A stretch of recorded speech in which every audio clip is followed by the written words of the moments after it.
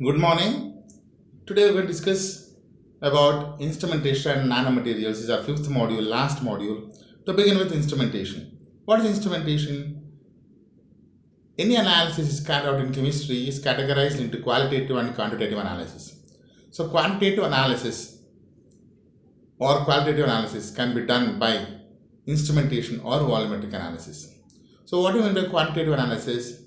So quantitative is nothing but if I found out any if I in analysis if I get any sample if I get this sample, so what is present in this, whether it contains calcium or it contains chloride or bromide, this is called as qualitative analysis.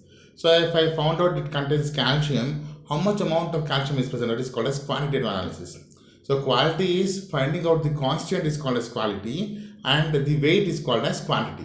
Okay, so both can be done by classical method, that is volumetric analysis, that is titration.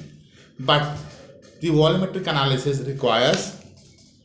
consumes time and requires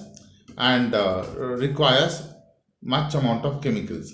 So slowly this was replaced by instrumentation. So instrumentation, the same experiments can be done by measuring some parameters like potential or conductance or color absorbance or pKa or pH, etc. So by measuring some parameters using instruments, we can determine the end point of reactions, that is qualitative experiments can be done, that is called as instrumentation. So instrumentation is a method of determination or estimation of substance by measuring, as I told you, parameters such as conductance, potential, absorbance, etc.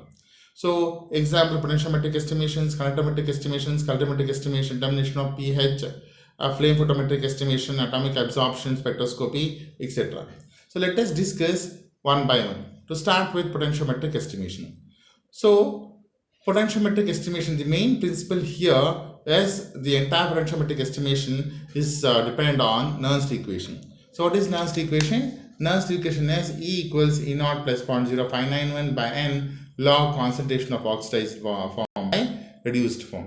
That is, according to which the potential of electrode depends upon the concentration of ion into which it is dipped in. Okay, so the main principle behind the potentiometric estimation is nothing but it is the amount of a substance in solution. It is determined.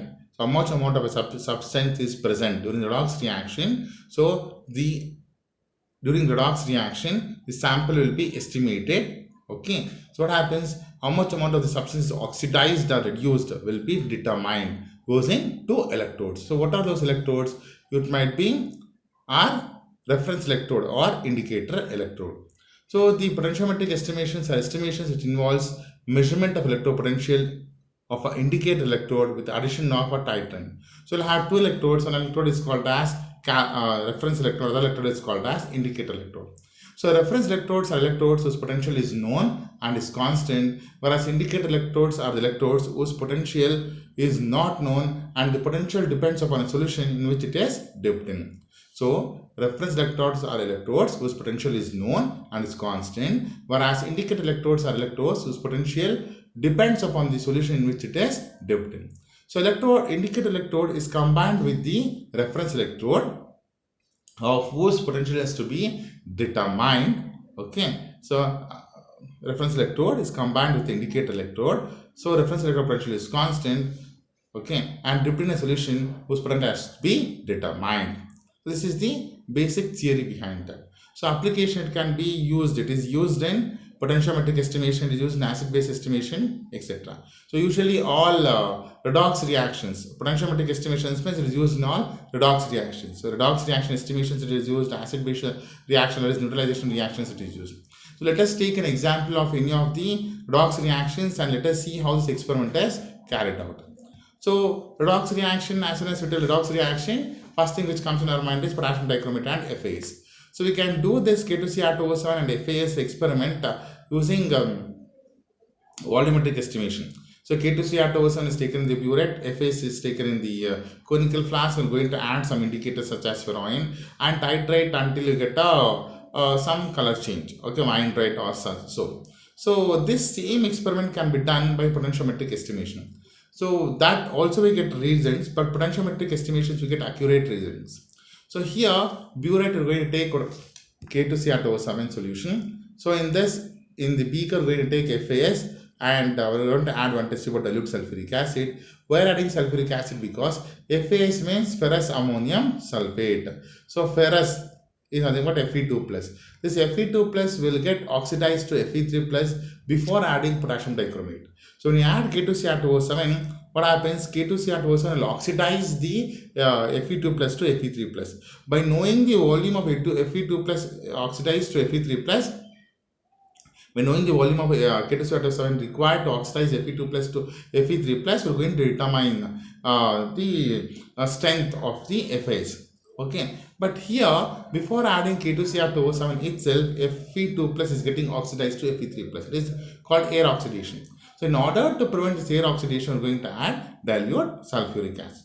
Okay, we're going to dip two electrodes, that is one calomel electrode, other one is platinum electrode, connected to the potentiometer, and we're going to start the experiment. So we're going to add FAS, we're going to add dichromate in the increments of 0.5 ml. After every addition, we're going to note down the potential.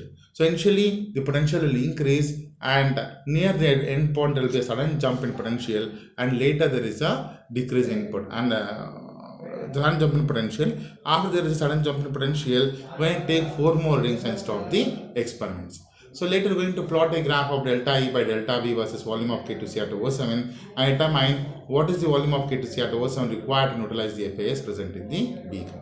So let us see why there is sudden jump in potential near the end point. So here what is happening here is, so when I add K2Cr2O7 from the burette to the beaker, so beaker contains what? Beaker contains Fe2 plus. So when I add K2Cr2O7, Fe2 plus will get converted to Fe3 plus electron. Okay, Fe2 plus will get oxidized to give Fe2 plus electron. So initially the beaker contains only Fe2 plus ions. Let us assume we contain 100 here and this is 0. When I add 0.5, what will happen? This will become 90 and this will become 10. It will slow go on. So at one point of time this will become 60, this will become 40. When I add another 0.5 ml, what happens? So this entire thing will become 4 or 5 and this will become 96. So that 0.5 ml is sufficient to convert the entire 60 Fe2 plus to Fe3 plus. So when I substitute the concentrations here in this, what happens? There will be a slow increase in potential.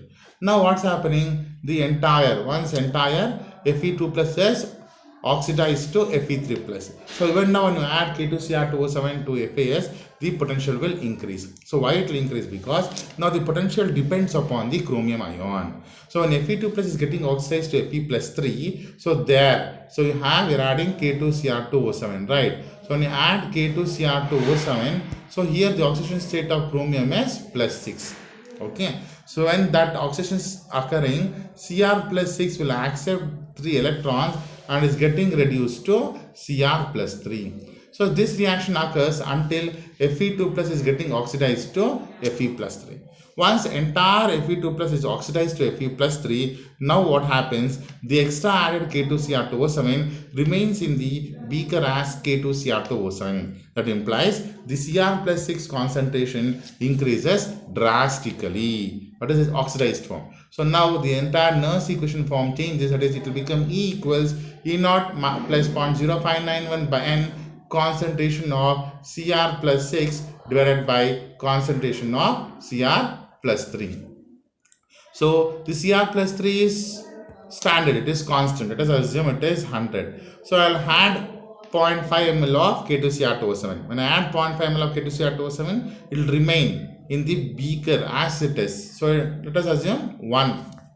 I'll add another 0.5 ml. It will increase to 2. So 2 by 100 is 0.02. Another 0.5 ml. So 3 by 100 is 0.003. What is happening? The potential is keep on increasing. So when I plot a graph of EMF versus K2Cr2O7, EMF versus volume of K2Cr2O7, get a graph like this. So this thing you get. So this is because this is sudden jump in potential. This is because of the reaction Fe2 plus getting converted to Fe plus 3. So this is because of Cr plus 6 concentration has increased, slow increase. So here we are